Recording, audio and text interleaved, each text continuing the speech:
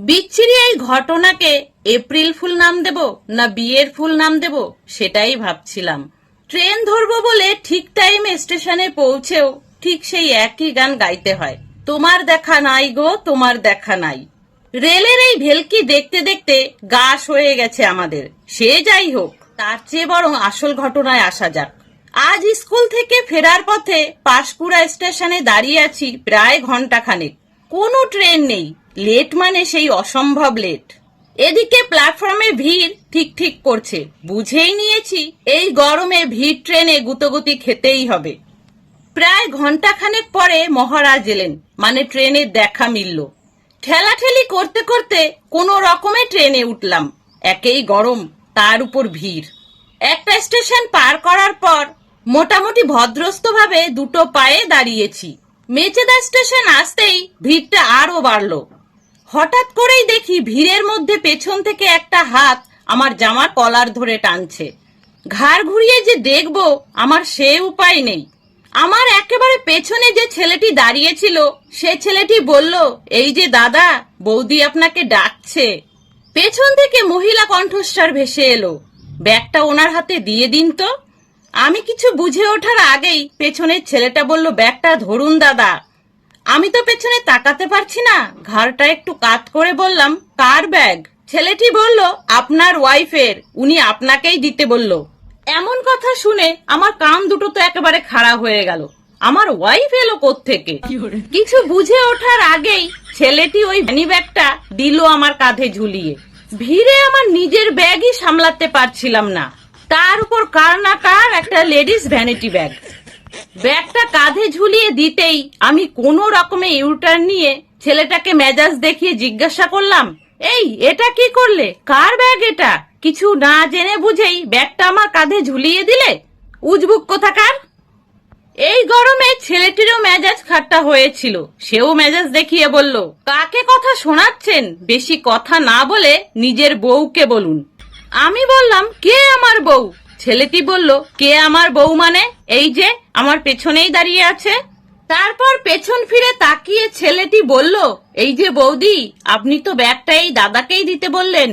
ওই বৌদি তখন উকি মেরে আমার দিকে তাকিয়ে বললেন, ও সরি, আমি ভেবেছি আমার স্বামী। কিছু মনে করবেন না, আসলে জামাটা একই রকম তো। ছেলেটি তখন আরো রেগে গেল, বলল, আপনার ভুলের জন্য উনি আমাকে কতগুলো কথা শোনালো। ভালো করে দেখুন, যাকে তাকে স্বামী বানিয়ে দিচ্ছেন আপনি।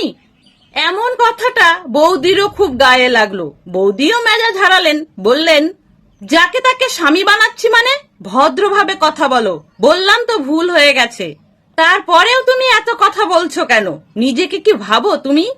ওদের রাগারাগি দেখে আমার তখন সমস্ত রাগ তাপ সব উবে গেছে। বৌদির ভ্যানিটি ব্যাগটা তখনও আমার কাঁধে ঝুলছে।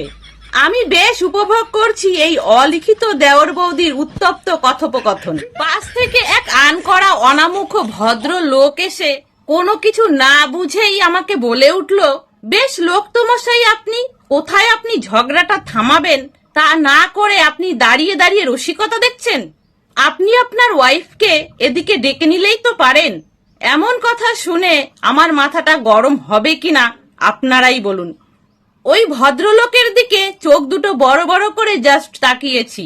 ভদ্রলোক বলে উঠলেন, ভালো কথা আজকাল আর কাউকে বলতে নেই। ততক্ষণে দেওয়ার বৌদির কিচিরমিচির চলছে। এমন সময় বৌদির স্বামী বৌদির গলা পেয়ে ঠেলে গুজে সামনে এগিয়ে এসে বললেন, এই ডলি, এত চিৎকার করছো কেন? বৌদি এবার দাদাকে দেখে একেবারে অগ্নিশর্মা। দাদা আবার আমার দিকে তাকিয়ে আমাকে হা করে দেখছেন, কারণ বৌদির ভ্যানিটি ব্যাগ তখনও আমার কাঁধে ঝুলছে। আর আমিও দাদাকে ভালো করে দেখছি। মনে হচ্ছে যেন আমরা দুই যমজ ভাই। মুখটা আলাদা হলেও জামা এক। কি বিড়ম্বনা! ছোট্ট একটা ভুলে লোকের বউ হয়ে গেল আমার বউ। দাদা কি বলবে কিছু বুঝে উঠতে না পেরে বলল, ডলি, কি ব্যাপার? ডলিও মুখ বিকৃত করে দাদার কথার নকল করেই দাদার কথার টোনেই বলল, ডলি, কি ব্যাপার?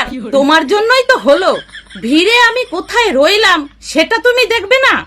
দাদা বলল, আরে এত ভিড়ে দেখবো কি করে? তুমি ট্রেনে উঠেছো, আমি তো পেছনেই আছি। আরে হয়েছেটাই বা কি? তা তোমার ব্যাগ ওনার কাছে কেন? বৌদি বলল, আরে আমি তো ভেবেছিলাম ওটাই তুমি, পেছন থেকে অনেকটা একই লাগছিল, বুঝতে পারিনি, তাই এই ভাইকে বললাম ব্যাগটা ওনাকে দিয়ে দাও। দাদা বলল, উফ, তুমিও না একরকম জামা মানেই আমি, তুমি সামনেটা তো দেখবে। বিশ্বাস করুন, দাদার এমন কথা শুনে আমি হাসবো না কাঁদবো বুঝতে পারছিলাম না। বৌদির ভ্যানিটি ব্যাগটা তখনও আমার হেফাজতে। বৌদির ভ্যানিটি ব্যাগ কেন যে এত ভারী ছিল জানি না, ওর মধ্যে গোটা বিশ্ব ব্রহ্মাণ্ড পুড়ে রেখেছে হয়তো। ভিড়ে আর ভারে আমি এমনিতেই কাত, তার উপরে দাদার এই কথা শুনে আমি পুরোই কুপোকাত। বেটা বলে কি, বলে তুমি সামনেটা তো দেখবে। সব রকম অনুভূতির মিশ্রণে ঘোলের স্বাদ পাচ্ছিলাম, তার উপরে বেজায় গরম, হাতটা কেমন যেন নিষ্পিস করছিল। মনে মনে ভাবছিলাম এত রসদ পেয়ে গেছি, না লিখে শান্ত হব না। আশেপাশে যারা দাঁড়িয়ে আছেন কেউ বুঝে কেউ বা না বুঝেই উপভোগ করছেন এমন রসাশ্রিত ঘটনা। সে যাই হোক, দাদার এমন কথা শুনে বৌদি ঝাঁঝালো গলায় বলে উঠল, তোমার মতো বেয়াক্কেলে মানুষ তো এমনটাই বলবে, নিজের দোষ কিছুতেই দেখবে না।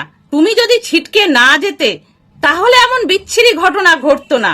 আমার দায় পড়ে গেছে সামনেরটা দেখার। ততক্ষণে আমি বৌদির ভ্যানিটি ব্যাগটা দাদার হাতে তুলে দিয়েছি। এমনিতেও দাদার পিঠে একটা হাতে একটা ব্যাগ ছিলই, বৌদির ব্যাগটা অগত্যা গলায় মতিহারের মতো ঝোলাতে হলো। সেই সময় দাদার অবস্থা দেখে আমি কি বিশেষণ দেব তাই ভাবছিলাম। দেখবেন সব জায়গাতেই একজন করে বিজ্ঞের বীজ থাকে। ঠিক সেই সময় একজন কম বয়সী বিজ্ঞবান বলে উঠল, আরে বৌদি চেপে যান না, ভুল তো হতেই পারে, তার উপর আজ এপ্রিল ফুল, এটাকে এপ্রিল ফুল বলেই ধরুন। পাশ থেকে দাদা বলল, ঠিকই তো, এত রিয়েক্ট করার কি দরকার, মেনে নিলেই তো হয়, ভেবে নাও এটা এপ্রিল ফুল। বৌদি তখন রেগে রেগে গিয়েই বলল, এপ্রিল ফুল নয়, তোমাকে বিয়ে করাটাই আমার ভুল। তাহলে বন্ধুরা, এই ছিল আজকের একটা ছোট্ট মজার গল্প। যদি ভালো লাগে প্লিজ লাইক করে দেবেন, সাথে কমেন্টেও জানাবেন আপনাদের সুন্দর মতামত। সকলে ভালো থাকবেন, সুস্থ থাকবেন।